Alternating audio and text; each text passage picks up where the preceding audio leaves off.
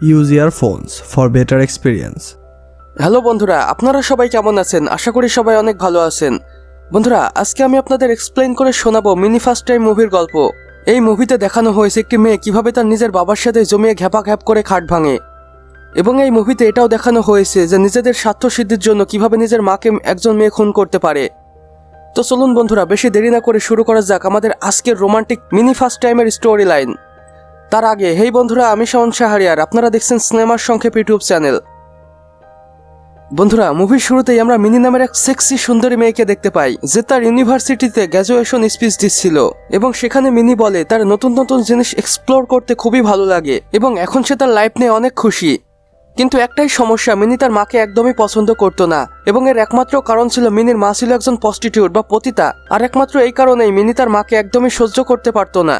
আর এখানে আমরা জানতে পারি মিনির মায়ের নাম ডায়না, এবং তার অনেক আগেই ডিভোর্স হয়ে গিয়েছে, এবং বর্তমানে সে আরো একজনকে বিয়ে করেছে যার নাম মার্টিন।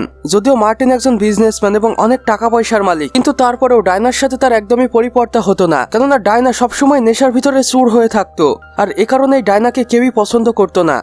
এরপর একদিন পার্টিতে আমরা ডায়নার প্রতিবেশী মাইককে দেখতে পাই, আর মাইক ছিল একজন লুচ্ছা প্রকৃতির মানুষ। এরপর আমরা দেখতে পাই সেই পার্টিটা আসলে ডায়নার জন্মদিনের পার্টি ছিল, আর তার জন্মদিনে কেকের ভিতর থেকে মিনি এইভাবেই উলঙ্গ অবস্থায় বের হয়ে আসে, এবং এর কারণ মিনি এখন তার মাকে ইমপ্রেস করতে চায়। মিনি মনে মনে ভাবে একদিন সে প্রস্টিটিউট অর্থাৎ পতিতা হয়ে কাজ করে দেখাবে, এবং সে অ্যাবজর্ব করার চেষ্টা করবে যে পতিতাদের জীবন আসলেই কেমন হয়। এরপর আমরা দেখতে পাই মিনি একটি প্রস্টিটিউট এরিয়াতে চলে গিয়েছে এবং সে তার প্রথম ক্লায়েন্টও পেয়ে যায়, কিন্তু সেই কাস্টমারটি আর অন্য কেউ ছিল না, বরং ছিল মিনির আপন বাবা মার্টিন। মিনি তার বাবাকে দেখেই মনে মনে ভাবে এটাই তার মায়ের সাথে প্রতিশোধ নেওয়ার মোক্ষম সময়। তাই মিনি বাথরুমে গিয়ে বলে লাইটটা অফ করে দাও, এবং মার্টিন যখন লাইটটা অফ করে দেয় তখন মিনি তার কাছে যায় এবং তার চোখ দুটো বেঁধে ফেলে, এবং তারা জমিয়ে ঘ্যাপাঘ্যাপ করে খাট কাঁপায়। কাজ শেষে মিনি যখন মার্টিনকে তার মুখ না দেখেই চলে আসছিল তখন মার্টিন পিছু পিছু আসে, হেই তুমি তোমার মোবাইল ফোনটি ভুলে এসেছো। আর তখন মিনি তার মুখ দেখায়, এবং মার্টিন এটা দেখে ভীষণ লজ্জায় পড়ে যায় এবং নিজের মাথা নিচু করে ফেলে, এবং মার্টিন রীতিমতো মিনির কাছে ক্ষমা চাইতে থাকে এবং বলতে থাকে আমি ভুলবশত করে ফেলেছি, আমাকে অবশ্যই তুমি ক্ষমা করে দাও। এরপর আমরা দেখতে পাই তারা বাড়ি ফিরে এসেছে, এবং এখানে আমরা মার্টিনকে ভীষণ চিন্তিত দেখতে পাই। এবং পরের দিন রাতে মিনির মা ডায়না যখন নেশা করে বিছানায় ঘুমাচ্ছিল এবং সেই খাট কাঁপানোর জন্য ক্ষমা চাই, এবং মার্টিন বলে আমি জানতাম না যে ওটা তুমি ছিলে। আর তখন মিনি বলে কোনো ব্যাপার নয়, তুমি চাইলে আবারও আমার সাথে ইন্টিমেট হতে পারো, সেদিন তোমার সাথে খাট কাঁপিয়ে আমার বেশ ভালোই লেগেছে। আর মার্টিন তার স্টেপ ডটার মিনির মুখে এমন কথা শুনে কোনোভাবেই নিজেকে কন্ট্রোল করতে পারে না, এবং এরপরে আমরা আবারও তাদের দুজনকে ইন্টিমেট অবস্থায় দেখতে পাই। আর এখানে স্টেপ ডটার মিনি এবং স্টেপ ফাদার মার্টিনের রিলেশনটা শুরু হয়ে যায়। আর এখানে মার্টিন ও মিনির সম্পর্কটা খুব ভালোভাবেই চলছিল। অপরদিকে মিনির মা ডায়না নেশায় চুর হয়ে থাকার কারণে সে এইসব কিছুই জানে না।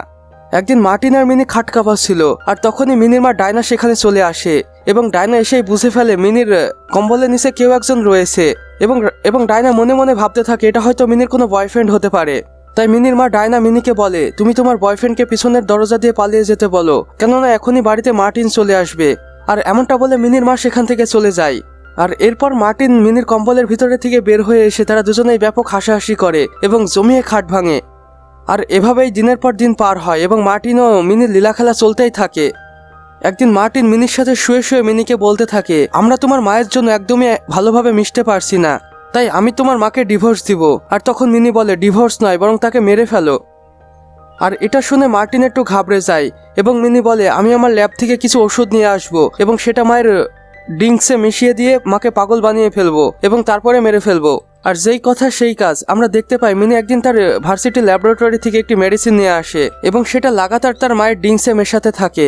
আর এভাবেই বেশ কিছুদিন চলতে থাকে। এরপর আমরা মিনির মা ডায়নার চরিত্রে কিছু পরিবর্তন লক্ষ্য করি, অর্থাৎ মিনির দেওয়া ওষুধটি কাজ করতে শুরু করেছে। এরপর আমরা দেখতে পাই মিনি ও মার্টিন ডায়নাকে মানসিকভাবে টর্চার করতে থাকে বিভিন্নভাবে, এবং এতে ডায়না আরও বেশি অসুস্থ হয়ে পড়ে। এরপর একদিন মিনি তার মায়ের ফোন দিয়ে পাশের একটি চিড়িয়াখানায় সকল অ্যানিমেলের অর্ডার করে তার বাড়িতে, এবং সেগুলো সব চলেও আসে, এবং মিনি তার প্রতিবেশীদের সকলকেই বলে তার মা এই অ্যানিমেলগুলোকে কিনেছে। কিন্তু ডায়না এই সব কিছু দেখে ভীষণ অবাক হয়ে যায় এবং উন্মাদের মতো আচরণ করতে থাকে। আর এমনটা করে মিনিরা তার প্রতিবেশীদের বোঝাতে চাচ্ছিল তার মা রীতিমতো পাগল হয়ে যাচ্ছে। আর রাতে ডায়না তার সাথে ঘটে যাওয়া এইসব ঘটনা মনে করতে থাকে এবং নিজে নিজেই অবাক হয়ে যায় এবং ভাবতে থাকে এটা কিভাবে হচ্ছে। এরপর আমরা দেখতে পাই বিভিন্ন জায়গা থেকে বিভিন্ন রকমের জিনিস একের পর এক তার বাড়িতে ডেলিভারি চলেই আসছে, এবং সেগুলো সব আসছে ডায়নার নামে, যেটা আসলে ডায়নার নিজের মেয়ে মিনি করছে নিজের স্বার্থ সিদ্ধির জন্য। এরপর আমরা দেখতে পাই মিনিদের বাড়িতে একটি পার্টি হচ্ছে, আর সেখানে ডায়না ওষুধের রিয়াকশনের কারণে একটু বেশি রেগে যায় এবং উন্মাদের মতো আচরণ করতে শুরু করে। আর এমনটা দেখে সেই পার্টিতে উপস্থিত থাকা সকলেই মনে করে ডায়না পাগল হয়ে গিয়েছে। এখানে মিনি ও মার্টিনের প্ল্যান সফল হচ্ছিল। এরপর পার্টি শেষে মিনি ও মার্টিন কালো পোশাক পরে ডায়নাকে ভয় দেখাতে থাকে। এরপরে ডায়না বাড়ি চলে আসে এবং সে ভাবতে থাকে কেউ হয়তো তাকে মারার চেষ্টা করছে। আর এই ডিপ্রেশনেই ডায়না সেই রাতে অনেক ঘুমের ওষুধ খেয়ে নেয় এবং মরার মতো পড়ে থাকে। এবং মিনিরা যখন ডায়নার কাছে যায় এবং তার মায়ের পালস চেক করে, তখন মিনি দেখে তার মা এখনো মরেনি, বরং বেঁচেই আছে। আর এখানে মার্টিন ও মিনি নতুন পরিকল্পনা করে ডায়নাকে গাড়ির ভিতরে রেখে সেখানে অক্সিজেন লেভেল লো করে দেওয়ার। এতে ডায়না এমনিতেই অক্সিজেনের অভাবে মারা যাবে। আর যেই কথা সেই কাজ। এরপর আমরা দেখতে পাই তারা ডায়নাকে গাড়ির ভিতরে রেখে অক্সিজেন লেভেল লো করে দিয়েছে এবং কিছুক্ষণের মধ্যেই ডায়না মারা যায়। আর পরের দিন সকালে আমরা একটি পুলিশ অফিসারকে দেখতে পাই যে এসেছে আসলে ডায়নার মৃত্যুকে সন্দেহ করে। সেই অফিসারটি মনে করে ডায়নাকে হয়তো মেরে ফেলা হয়েছে, তাই সে ইনভেস্টিগেশন করতে শুরু করে। কিন্তু মিনি ও মার্টিনের বিরুদ্ধে কোনো প্রমাণ না থাকায় সেই ডিটেকটিভ এই যাত্রা তাদের ছেড়ে দেয় এবং নজরে নজরে রাখে। এই ডিটেকটিভের একদম সন্দেহ ছিল যে ডায়নাকে কেউ মেরেই ফেলেছে। অবশ্যই এটা কোনো স্বাভাবিক মৃত্যু হতে পারে না। আর এই সব কিছু নিয়ে মিনি ও মার্টিন দুজনেই বেশ খুশি ছিল এবং তারা এক পর্যায়ে খোলাখুলি রোমান্স করতে শুরু করে। আর অপরদিকে ডিটেকটিভ তার কাজ চালিয়ে যায় এবং এক পর্যায়ে তাদের সকল কিছু ধরা খায়। এক সিসিটিভি ফুটেজে দেখা যায় মিনি তার ল্যাব থেকে একটি ওষুধ চুরি করছে, আর এই ওষুধটি মূলত তার মাকে পাগল বানানোর জন্য খাওয়ানো হয়েছিল। এরপর আমরা দেখতে পাই সে ডিটেকটিভ মার্টিন ও মিনিকে তার কার্যালয়ে ডেকেছে এবং সেখানে ডেকে বলছে ডায়নাকে হত্যা করার আগে তাকে পাগল বানানোর ওষুধ খাওয়ানো হয়েছিল একাধিকবার।